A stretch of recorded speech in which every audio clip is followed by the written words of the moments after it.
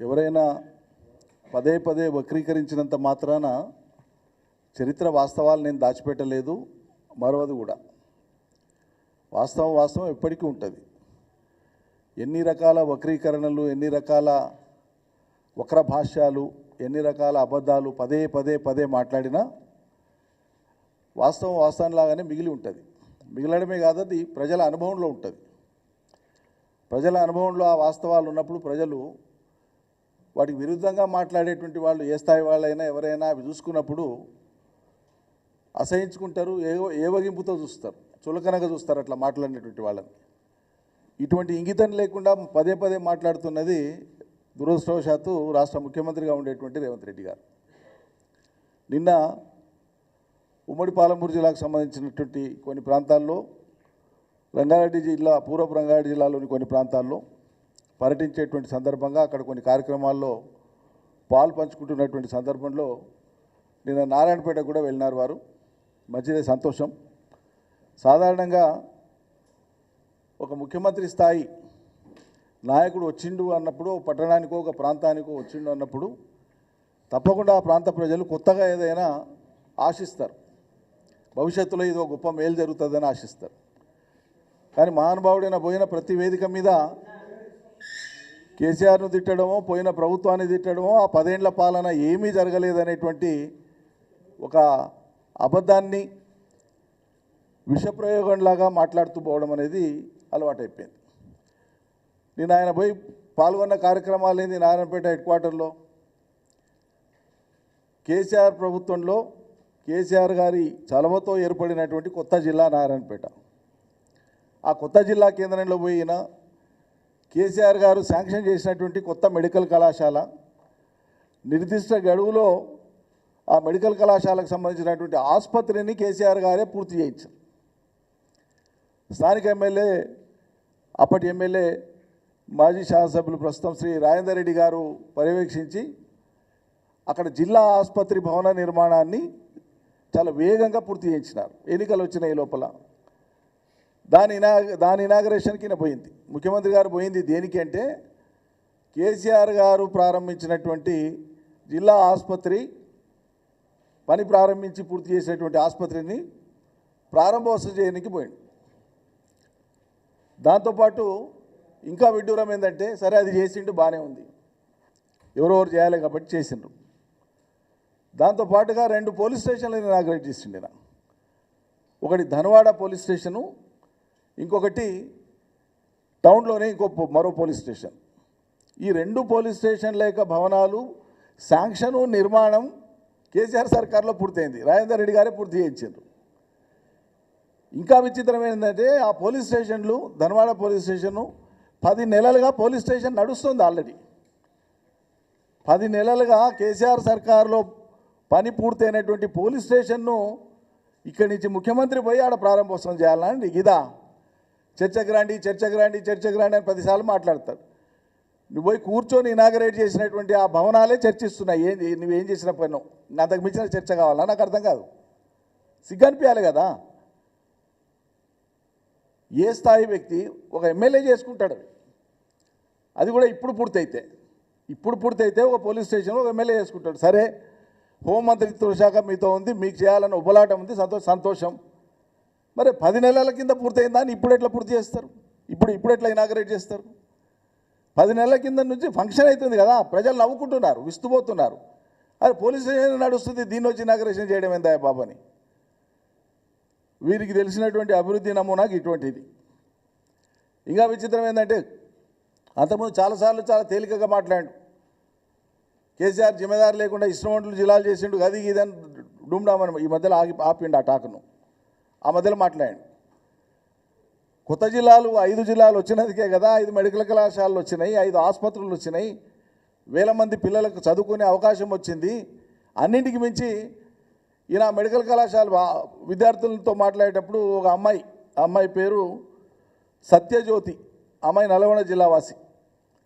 అమ్మాయి అక్కడ చదువుకుంటుంది, అడ్మిషన్ వచ్చింది, మెరిట్లో వచ్చింది అమ్మాయికి. ఆ అమ్మాయి అన్నది మాట్లాడేటప్పుడు, మేము చాలా సంతోషంగా ఉన్నాం సార్, తెలంగాణ రాష్ట్రం వచ్చింది కాబట్టి, ఇక్కడ కొత్త జిల్లా ఏర్పడింది కాబట్టి, ఆ కొత్త జిల్లాలో కొత్త మెడికల్ కాలేజ్ వచ్చింది కాబట్టి, నాలాంటి పేద గిరిజన అమ్మాయికి ఓ సీట్ వచ్చింది ఇక్కడ అని చెప్పింది.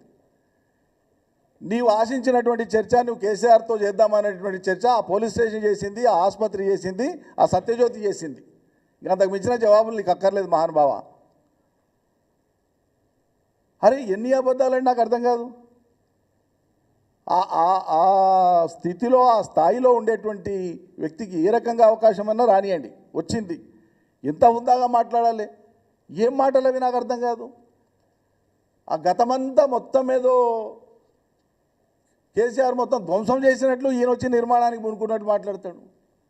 ఇప్పుడు ఈరోజు యాసంగి సీజన్, ఇది ఫిబ్రవరి 22 తారీఖు నాడు ఉన్నాం. యాసంగి పంటలు ఆల్రెడీ సుమారు 6 లక్షల పైచీలకు ఎకరాలలో ఇప్పుడు ఉమ్మడి పాలమూరు జిల్లాలో యాసంగి పంటలు ఇప్పుడున్నాయి, ఈ క్షణం ఉన్నాయి. ఏం మాట్లాడతాడు ఈయన? కేసీఆర్ 10 ఏళ్ల సర్కారులో అసలు నీళ్ళే వేయలేదంటాడు. వానకాలంలో 12 లక్షల ఎకరాలు ఎట్లా పండే, ఇప్పుడు 6 లక్షల ఎకరాల్లో పంటలు ఎట్లున్నాయి? నీవు వచ్చి చేస్తావా? 1 ఎకరాకి ఇస్తావా నీళ్ళు? రేవంత్ సర్కార్ వచ్చి 1 ఎకరాకి నీళ్ళు ఇచ్చిందా పాలమూరు జిల్లాలో? 10 ఏళ్ల కాలంలో కేసీఆర్ సర్కార్ ఇచ్చిన నీళ్లతోనే కదా ఈ అభివృద్ధి వచ్చింది. ఇది కళ్ళ ముందల కనిపిస్తుంటే లక్షల ఎకరాల వరి ఇయ్యాలటి కూడా కళ్ళ ముందల కనిపిస్తుంది. ఇతర పంటలు ఉన్నాయి, వరుసగా పండుతున్నాయి. 2016-17 నుంచి వరుసగా పండుతున్నాయి.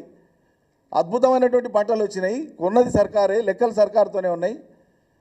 అనుభవించిన ప్రజలు వాళ్ళ జీవితాల్లో వచ్చిన ఆర్థిక స్థితితో, పురోగతితో నమ్మకం పెరిగి, ధైర్యం పెరిగి పిల్లలు చదివించుకుంటున్నారు, ఇండ్లు కట్టుకుంటున్నారు, ఊళ్ళు బాగైనాయి, పల్లెలు బాగైనాయి, చర్చిద్దామా అంటాడు. నవ్వుకుంటున్నారు ఆ ప్రజలు. కానీ ఈయనకే చేత కాలేదు కానీ చర్చిద్దామంటున్నాడు ఈయన అని. ఇంకో మాట ముందరికి పోయి మాట్లాడుతుండు. తనను కాపాడుకోవాలంట. పాలమూరు బిడ్డను నేను, లేక అవకాశం వచ్చింది, నన్ను కాపాడుకోండి అంటున్నాడు. ఏం పాలమూరు బిడ్డలకు నువ్వు రైతు బంధు ఎగ్గొట్టినందుక? రుణమాఫీ పూర్తి చేయనందుక? ఇలా పోయి పంటలు ఎండబెడుతున్నందుక? నీళ్ళు ఇయ్యక, కరెంట్ ఇయ్యక? దేనికి కాపాడుకోవాలి నాయన మహానుభావ? నిన్ను దేనికి కాపాడుకోవాలంటున్నా? నువ్వు చేసింది ఏంటి? ఒరగబెట్టింది ఏంటి పాలమూరుకి? అరే ఈడికి 100 సార్లు మాట్లాడినాం మేము, ఈడ మాట్లాడినాం, జిల్లాలో మాట్లాడినాం, మేము మాట్లాడినాం, అనేక మంది మా పార్టీ నాయకులు కానీ ప్రజాప్రతినిధులు, మాజీ ప్రజాప్రతినిధులు మాట్లాడారు. అరే పాలమూరు రంగారెడ్డి అనేటువంటి ప్రాజెక్టును కేసీఆర్ మొదలు పెడితే ఇదే కాంగ్రెస్ సర్కారు, ఇదే చంద్రబాబు నాయుడు మనుషులు అటు ఆంధ్రప్రదేశ్ నుంచి, ఇక్కడి నుంచి అనేక రకాల కేసులు వేసి 196 రకాల కేసులు వేసి ఆ ప్రాజెక్టు ముందలు పోకుండా అవరోధాలు సృష్టిస్తే వాటన్నింటినీ అధిగమించుకుంటూ రాష్ట్రం యొక్క సొంత నిధులతోన 24,500 ఎకరాల భూసేకరణ ఉంటే 20,000 ఎకరాల భూసేకరణ పూర్తి చేసి 34,000 కోట్ల రూపాయలు ఇదివరకే ఖర్చు చేసి 5 రిజర్వాయర్లు పూర్తి చేసి దాదాపు ఒక ఉదండాపూర్లో కొద్ది పని మిగిలింది.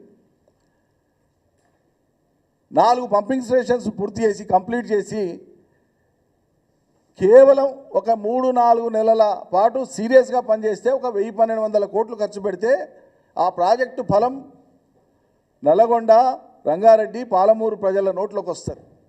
12,30,000 ఎకరాలకు నీళ్ళు వస్తాయి. మా పాలమూరు బిడ్డవే కదా, 15 నెలల నుంచి ఏం పని చేస్తున్నావు? ఇక నీ భాషలో మాట్లాడాలంటే మేము చాలా మాట్లాడవచ్చు కానీ సంస్కారం అడ్డం వస్తుంది.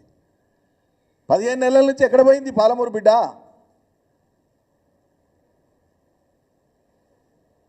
ఈ అరుపులు, కేకలు, పెడబొబ్బలు, ఛాలెంజులు, నీతిబాహ్యంగా మాట్లాడడం, నిందలు వేయడం ఇదేనా? మళ్ళీ ఎందుకో లేకపోయా నీకు ప్రేమ? నీ స్థానంలో ఎవరున్నా ప్రమాణ స్వీకారం చేసిన 2వ రోజే పాలమూరు రంగారెడ్డిని సందర్శించి సమీక్ష చేసి ఏం చేస్తే ఈ ఫలితం వస్తుందో ఆహారం శ్రమించేటువంటి వాళ్ళు. పాలమూరు రంగారెడ్డిలో అంతర్భాగం కోడంగల్, నారాయణపేట, మఖ్తలివి. నేను నిన్న కూడా ప్రెస్ చెప్పిన, వనపర్తి కాడ చెప్పిన, ఆ చెప్పే ఫ్లోలో కరివేణ అనే బదులు ఉదండాపూర్ అనే పదం వాడినాను. ఆ చిన్న సవరణకు నేను రిక్వెస్ట్ చేస్తున్నా.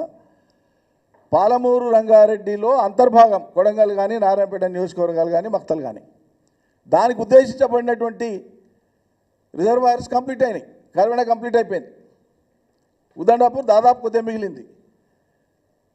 జరంతా పనిచేస్తే గ్రావిటీతోన నారాయణపేటకు నీళ్ళు వస్తాయి. జరంత పని చేస్తే కొడంగల్కి నీళ్ళు వస్తాయి, ఎక్కువ వస్తాయి. ఇప్పుడు ఈయన తలపెట్టిన దానికంటే నీళ్ళు ఎక్కువ వస్తాయి. ఇప్పుడు ఈయన తలపెట్టిన దానికంటే తక్కువ ఖర్చు అవుతుంది. టెండర్లు క్యాన్సిల్ చేసి ఆ వర్కులను క్యాన్సిల్ చేసేసి ఈయన వచ్చిన తర్వాత ఇప్పుడేమంటాడు, నా మీద కక్షభూని కేసీఆర్ ఇక్కడికి నీళ్ళు తెలియదు. అరే ప్రాజెక్టు ముందలివ్వకుండా ఆపిందే నీ పార్టీ, వచ్చినాక ఆ టెండర్లను క్యాన్సిల్ చేసిందే నువ్వు, అంతకుముందు వేగంగా కాకుండా ఆపిందే మీ పార్టీ, కేసులు వేసిందే మీ పార్టీ. గ్రావిటీతో వచ్చేటువంటి దాన్ని కాదని ఏ ఏజెన్సీని అయితే నువ్వు నిందలు మోపినవో కమిషన్ల నెపం పెట్టి మళ్ళీ అదే ఏజెన్సీకి ఆ వర్కును ఎక్సెస్ రేట్లకు కట్టబెట్టి నీళ్లు లేని సోర్స్కి వెళ్ళి ఎత్తిపోతాలంటావు. తొందరలోనే మీడియా మిత్రులందరినీ కూడా రిక్వెస్ట్ చేస్తాం, జూరాలకు తీసుకొని పోతాం, ఇతర ప్రాజెక్టులకు కూడా తీసుకొని పోతాం. అసలు రేవంత్ రెడ్డి గారు ప్రతిపాదించినటువంటి కొడంగల్ లిఫ్ట్ అనేటువంటి దానికి వాటర్ సోర్స్ ఎక్కడైతుందో ఇలా ఫిబ్రవరి వచ్చేటప్పటికే జూరాల పరిస్థితి ఏందో మీకు అర్థమవుతుంది. జూరాల కింద ఉన్నటువంటి సొంత ఆయకడికే నీళ్లు లేవు. ఇప్పుడు పంటలు ఎండిపోయే ప్రమాదం ఉంది. నెట్టెంపాడు, కోయిల్ సాగర్, భీమా కింద ఉండేటువంటి పంటలు బయటపడతాయా లేదని ఆందోళన ఉంది. ఇటువంటి పరిస్థితులలో అదే జూరాలకు వెళ్ళి కొడంగల్ లిఫ్ట్ను ఇంకో దాన్ని పెట్టుకొని పోతానంటే రేపు ఆ లిఫ్ట్ గతి ఏం కావాలి, ఆ ప్రాంతపు ఆయకట్టు ఏం కావాలి? ఇవన్నీ అంశాలు ఉన్నాయి. వీటన్నిటిని కాదని